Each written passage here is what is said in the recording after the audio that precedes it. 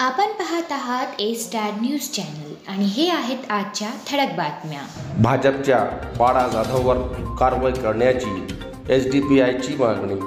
परभणी शहरातील भाजपच्या बाळा जाधवने सोशल मीडियावर केलेल्या कथित धार्मिक तेढ निर्माण करणाऱ्या वक्तव्यावर सोशल डेमोक्रेटिक पार्टी ऑफ इंडियाने आक्षेप घेत परभणी जिल्हाधिकारी व पोलीस अधीक्षक यांना निवेदन सादर केले।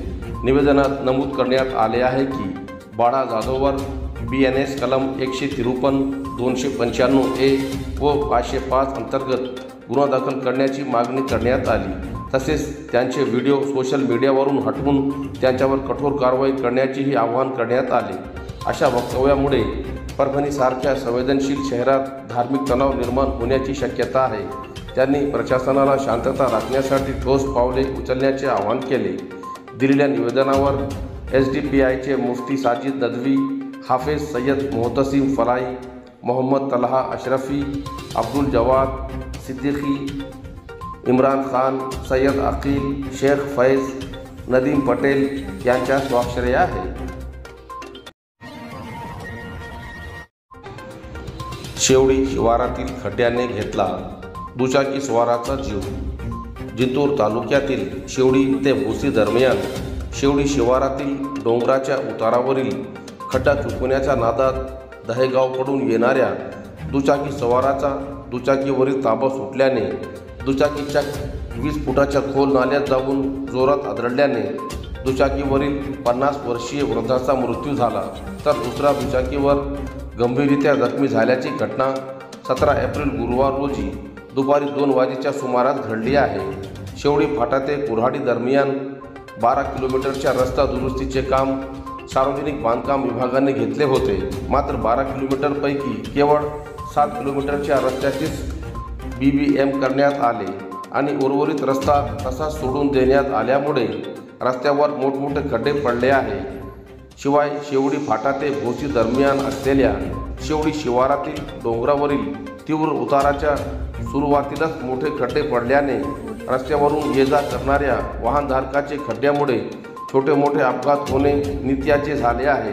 त्याचाच गुरुवारी दहेगावकडून जिंतूरकडे येणाऱ्या दुचाकी क्रमांक MH22 AR 9549 वरील बोरी येथील 50 वर्षीय दुचाकी चालक गिरीश धुंवर यांचा तीव्र उतारावरील खड्डा चुकवण्याच्या नादात दुचाकीवरील ताबा सुटल्याने दुचाकीच्या रस्त्याच्या बाजूला असलेल्या 20 फूट खोल नाल्यात जाऊन जोरात आदळल्याने पाठीमागे बसलेले दहेगाव येथील 50 वर्षीय कैलास कोडिंबा ढोणे यांच्या डोक्याला गंभीर दुखापत झाल्याने ते रक्तबाण अवस्थेत नाल्यात पडले होते।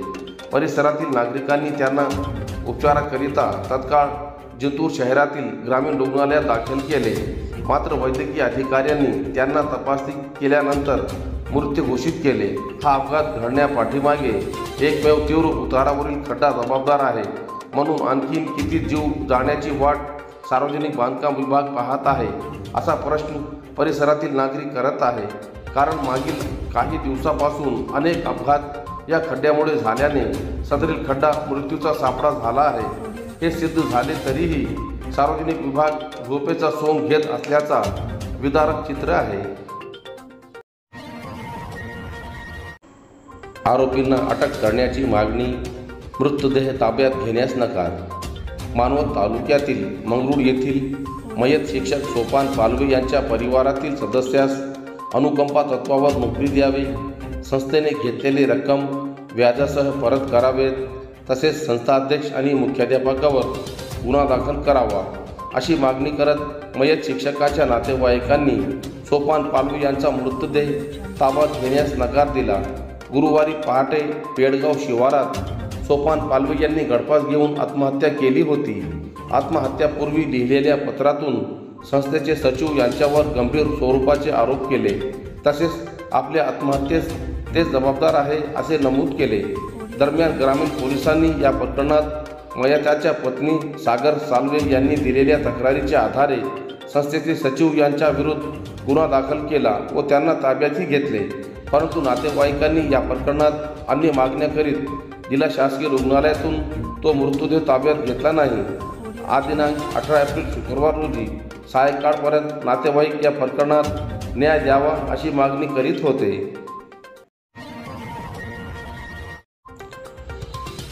मनपाने नोंदणीकृत फेरीवाल्यांचे पुनर्वसन करावे, गोविंदगिरी यांची मागणी। परभणी शहर हे खूप छोटे शहर असून मागास जिल्हा आहे।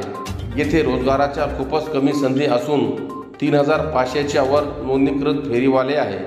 सदर फेरीवाले रस्त्याच्या कडेला बसून आपला व्यवसाय करतात, परंतु मनपा प्रशासनाने हॉकर झोन पथ विक्रेता धोरण न राबवता फेरीवाल्यांचे अतिक्रमण काढल्याने फेरीवाल्यावर आणि त्यांच्या कुटुंबावर उपासमारीची वेळ आली असून याबाबत प्रत्यक्ष फेरीवाल्यांच्या घरी भेट दिली असता त्यांच्या कुटुंबाची भयावह अशी अवस्था दिसून आली। मुळामध्ये बहुतांशी अशी अशिक्षित असलेली फेरीवाले त्यांच्या मुलांना शिकवण्यासाठी जीवाचे रान करत आहे। अशा वेळेस त्यांच्या क्षुल्लक अशा उत्पादन विक्रीवरच महापालिकेने मार केला तर भविष्यात काय सामाजिक परिस्थिती, फेरीवाल्यांच्या कुटुंबांचा उपजीविकेचा प्रश्न उद्भवेल, तसेच त्यांच्या मुलांच्या शिक्षणाचा आणि भविष्याचा विचार करून परभणी महानगरपालिका प्रशासनाने परभणी शहरातील सर्व फेरीवाल्यांना हॉकर झोन निर्माण करून पथ विक्रेता धोरण राबवून फेरीवाल्यांना उपजीविकेसाठी जागा उपलब्ध करून द्यावी तथा स्पष्टपणे सुप्रीम कोर्टाचे आदेश असताना या पद्धतीत महापालिका नोंदणीकृत फेरीवाल्या बाबतीत दहशतीचा वातावरण अतिक्रमण हटाव मोहिमेच्या नावाखाली करत आहे, हे तत्काळ थांबवावे, अन्यथा परभणी महानगरपालिका आयुक्त तथा प्रशासनाच्या विरोधात आंदोलन करण्याचा इशारा स्वराज इंडिया पक्षाचे परभणी जिल्हाध्यक्ष गोविंदगिरी यांनी आज दिनांक 18 एप्रिल शुक्रवार रोजी निवेदनाद्वारे दिला आहे। पालकमंत्री यांच्या आश्वासनानंतर चौथ्या दिवशी आंदोलन मागे। जिंतूर तालुक्यातील निवडी खुर्द येथून करपरा नदीचे रुंदणीकरण, खोलीकरण आणि सरळीकरण करण्यात यावे, तसेच येलदरी धरणातून उजवा कालवा काढण्यात यावा या मागणीसाठी दिनांक 15 एप्रिलपासून शेतकऱ्यांनी कोरड्या नदीपात्रात चालत आंदोलनास सुरुवात केली होती। या आंदोलनाची दखल घेत परभणी जिल्ह्याचे पालकमंत्री मेघनादिदी बोडेकर यांनी येत्या 8 दिवसात काम सुरू करू असे आश्वासन दिले। तसेच तहसीलदार यांनी या विषयावर तोडगा काढण्यासाठी दिनांक 24 एप्रिल रोजी जिंतूर तहसील कार्यालय येथे बैठक आयोजित करण्यात आल्याचे पत्र दिल्यानंतर शेतकऱ्यांनी आंदोलनाच्या चौथ्या दिवशी आज दिनांक 18 एप्रिल शुक्रवार रोजी आंदोलनास तात्पुरती स्थगिती दिली। यावेळी शेतकरी इर्शाद पाशा, रामेश्वर खिस्ते, नितीन खिस्ते, आदेश पारवे, डॉक्टर सुरेश खापरे, कल्याण अंभुरे, मारोत अंभुरे, वामन अंभुरे, दत्ता अंभुरे, प्रकाश अंभुरे, DS अंभुरे, गोविंद अंभुरे, अनिल अंभुरे, अरुण अंभुरे, अंकुश अंभुरे, सोपान अंभुरे, लक्ष्मण अंभुरे, सुदाम अंभुरे, शेख अलीम, शेख मुबीन, शेख कलीम, शेख जब्बार आदी समवेत बहुसंख्येत शेतकरी उपस्थित होते। संस्काराच्या रुजवणुकीसाठी कथाकथन महत्त्वाचे। प्रमोद देशमुख। कथा ही अभिव्यक्त होण्याचे साधन आहे। कथेद्वारे विद्यार्थ्यांचा भावनिक सामाजिक विकास होत असतो। त्यामुळे शालेय जीवनात विद्यार्थ्यांमध्ये संस्कारांच्या रुजवणुकीसाठी कथाकथन महत्त्वाचे ठरते, असे प्रतिपादन हेलस येथील अखिल भारतीय साने गुरुजी कथामाला शाखेचे कार्यवाह प्रमोद देशमुख यांनी केले। सेलू शहरातील नूतन प्राथमिक शाळेत अखिल भारतीय साने गुरुजी कथामाला शाखेची स्थापना करण्यात आली। शाखेच्या उद्घाटन प्रसंगी अध्यक्ष म्हणून नूतन विद्यालय शिक्षण संस्था कार्यकारी मंडळाचे सदस्य दत्तराव पावडे होते। प्रमुख अतिथी म्हणून हेलस येथील अखिल भारतीय साने गुरुजी कथामाला हेलस शाखेचे कार्यवाह प्रमोद देशमुख उपस्थित होते। मुख्याध्यापक सुकानंद बेंडसुरे, ज्येष्ठ शिक्षक अनिल रतनपारखी यांची प्रमुख उपस्थिती होती। या प्रसंगी विद्यार्थ्यांचा कौतुक सोहळा पार पडला। शाळेत साने गुरुजी कथामाला स्थापनेबद्दल देशमुख यांनी कौतुक केले। कार्यक्रमाची सुरुवात उल्हास पांडे यांनी सादर केलेल्या खरा तो एकची धर्म या प्रार्थनेने झाला। प्रांजल दरेकर हिने कथा सादर करून उपस्थितांची मने जिंकली। विद्यार्थी व पालकांच्या पारितोषिक देऊन गौरव करण्यात आला। सूत्रसंचालन सोनाली कुबरे यांनी केले। रमेश काळे यांनी आभार मानले। कार्यक्रम यशस्वी करण्यासाठी सर्व शिक्षक कर्मचाऱ्यांनी परिश्रम घेतले।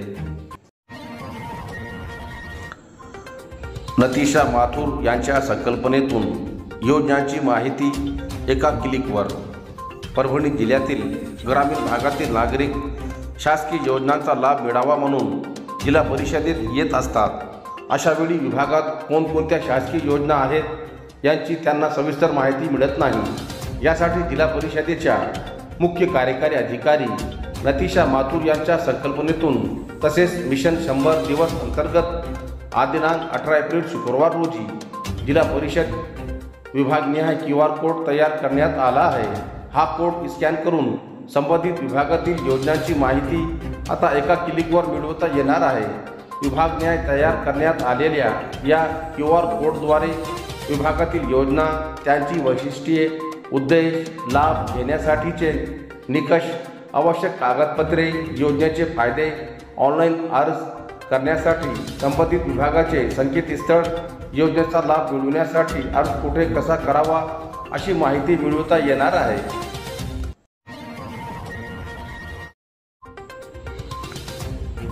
घरफोड्यातील आरोपी स्थानिक गुन्हे शाखेच्या ताब्यात। गंगाखेड येथे 2 घरफोड्या करणाऱ्या सराईत चोराला स्थानिक गुन्हे शाखेच्या पथकाने ताब्यात घेतले आहे। चौकशीत संबंधिताने गुन्हा केल्याची कबुली दिली आहे। त्याच्या जवळून घरफोडीतील सोने जप्त करण्यात आले आहे। गंगाखेड पोलीस ठाणे हद्दीत घरफोडी झाल्यानंतर गुन्हा दाखल करण्यात आला होता। या घरफोड्यातील आरोपी गणेश शंकर वावडे राहणार मराठवाडा फडाड परभणी हा पसार होता। स्थानिक गुन्हे शाखेच्या पथकाने त्याचा शोध घेऊन त्याला ताब्यात घेतले। चौकशीत संबंधिताने गुन्हा केल्याची कबुली दिली। त्याच्या जवळील 7 ग्राम सोने जप्त करण्यात आले। आरोपीला पुढील कारवाईसाठी गंगाखेड पोलिसांच्या स्वाधीन करण्यात आले आहे।